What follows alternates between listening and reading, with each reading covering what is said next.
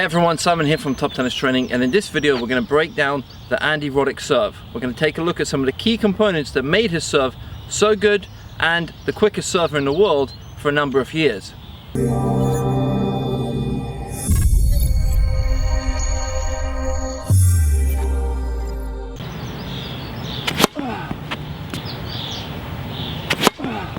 Now when you think of the greatest servers of all time, Andy Roddick is definitely right up there at the top. Now when I look at Andy Roddick's serve, three things really stand out for me that made his serve unique to him and made him one of the best servers of all time. So the first thing that really stood out for me was his stance. Now Andy Roddick used a narrow platform or a wide pinpoint. So there was a modification of both stances. So the platform stance traditionally is around shoulder width apart. This is what Federer uses, this is what Djokovic uses, this is what Sampras also used. Now, when you look at a player like Nadal, when you look at a player like Tsonga, when you look at some of the biggest servers in the world, they mostly bring their feet together into that pinpoint stance. Now, Andy Roddick didn't do either. He had his feet just around here, that wide, but it wasn't a complete pinpoint where the feet are almost touching or are touching. There was a bit of a distance between them. So he wasn't in that platform, he wasn't in that pinpoint, he was in between both.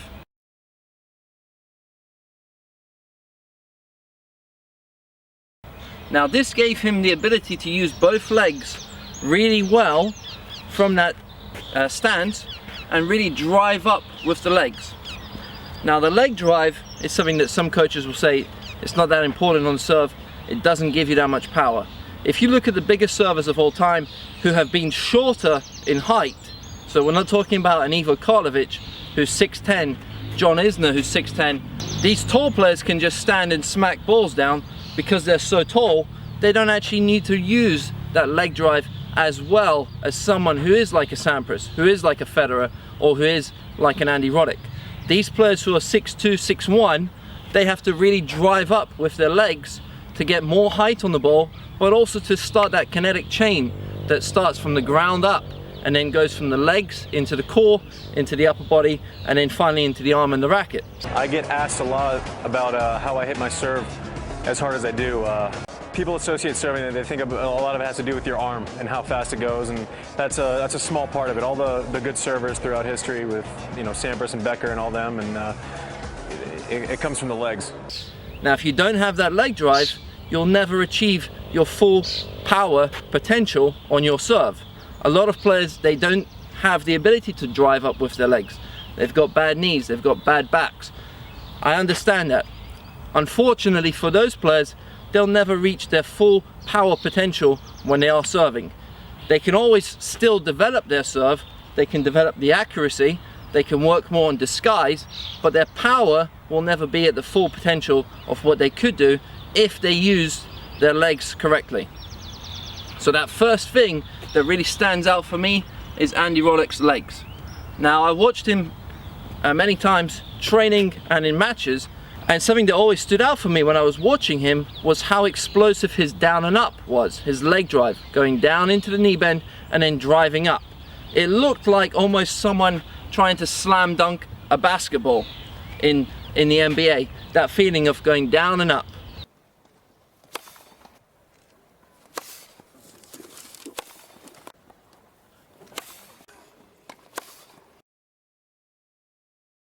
It was like a springboard, down and up.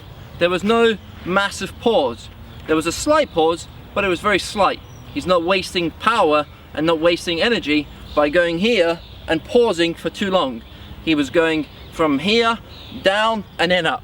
He's using the court as a springboard. He's using those legs in the most explosive way, and this is what starts the kinetic chain. If we don't have that leg drive, and I just use my upper body, I'm now having to force that swing to happen.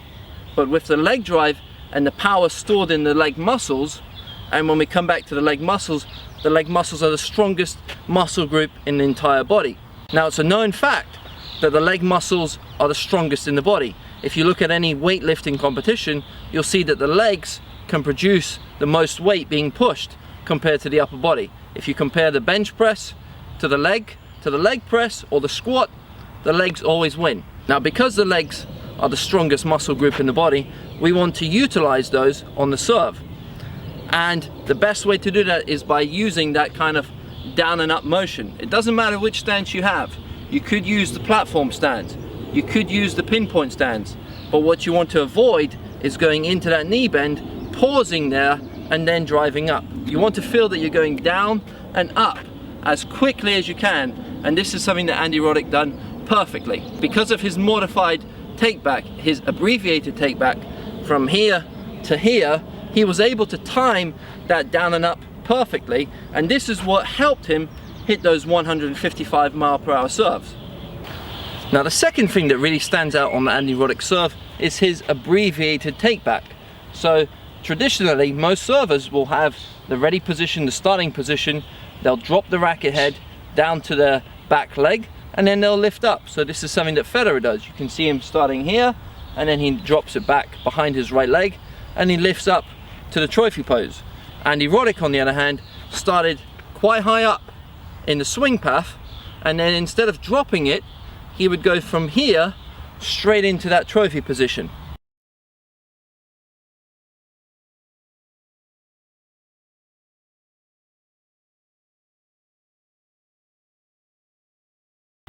Now, this helped him to have a faster service motion. So that's going to help him to disguise the serve better. If anyone's watched the video on the lightning bolt serve, you'll know that the speed of the motion will help you to disguise the serve. If I have a very long motion, my opponent down there can pick up on slight differences on the ball toss, on my body position, how much I'm turning my shoulders, etc. But when I have a very quick motion, when I have that lightning bolt serve, where I'm just going through the motion very quick, it's very hard for my opponent to read up on those slight differences, and that's what's going to give me more disguise. Andy Roddick did this perfectly. Because he's starting high up, and because he's having that very abbreviated takeback right into that trophy position, while he's going into the knee bend, he's now coming out of the motion very quick. So for the opponent on that side, it's very hard to read where he's going to serve and what type of serve he's going to hit. And the third thing that really stands out with Andy Roddick's serve compared to other players is the trophy position he actually reached. So he isn't reaching a trophy position that's traditional, where the tip of the racket is pointing up to the sky like so, which is what 95% of pros will reach, a position where it's very similar to this. Andy Roddick's was very different. If you look at the forearm in that trophy position, instead of reaching a position where the palm is above the elbow, Andy Roddick's was like so. So the elbow is leading the way backwards, but the palm is lagging behind that elbow. It's not above it, but it's lagging behind. So as he starts his take back, he's going from here, and now it's lagging behind. Now what this will do, when he reaches that trophy position, from here, for him to now have the racket drop, that arm and that forearm has to flip over. So that's creating more racket head speed in that swing path. So it's not that traditional one. He's not going from here into a traditional trophy pose. He's going from here into a modified trophy pose. And once again, if I was to throw a ball from the traditional trophy pose, it'd be from here and I release. With Andy Roddick's, it would be from that position. As you can see, the palm is slightly down. Now the palm goes back, the elbow comes forward, and then I release. So it's creating extra space to accelerate that racket from the trophy position. This puts a lot of stress on the shoulders, but Andy Roddick was very strong, and he had a very flexible rotator cuff and a very flexible shoulder joint, so he was able to do this. But for most players, it probably won't work unless you're somebody who works very hard on increasing that range of motion in the shoulder joint. So those three things once again. Firstly, we've got the leg drive and the feet positioning on the serve. He's not going into a wide platform, he's not going into a full pinpoint, he's going into a narrow platform or a wide pinpoint stance. And he's got a very explosive down and up motion. He's not going into the knee bend and holding it, he's going down and up as quickly as he possibly can, using both legs equally as well for that maximum height on the leg drive. The second thing is the modified abbreviated take back. So he's not going down and having that long drop, he's starting quite high up and he's going straight into that trophy pose. And thirdly, we've got the trophy position. It's not traditional, it's not like this, but he's reaching a position somewhere here, and then from here he's really accelerating that racket head using the leg drive to start everything off. The power comes from the legs, up through the trunk, into the shoulder, and then finally into the arm and the racket head.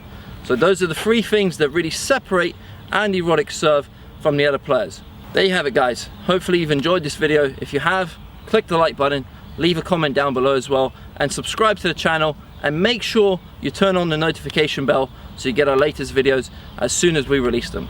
Signing off, Simon from TTT. All the best, guys.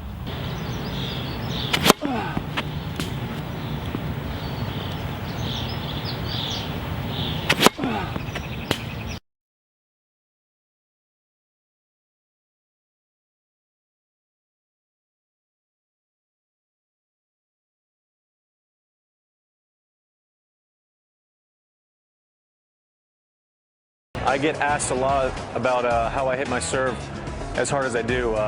People associate serving, they think a lot of it has to do with your arm and how fast it goes, and that's a small part of it. All the good servers throughout history with, you know, Sampras and Becker and all them, and it comes from the legs. You know, it comes from having a strong trunk, and people don't always think about that first. So if you can pan down to about here, there you go. Pretty much all comes from there, down, and up. Now I'm gonna hit one without bending at all, and it'll go about 40 miles an hour slower. So for everyone at home who's looking for a little bit of an edge as far as a serve, concentrate on the lower half instead of this half, and you'll probably add 10-15 miles on your serve. Might even hit it like this.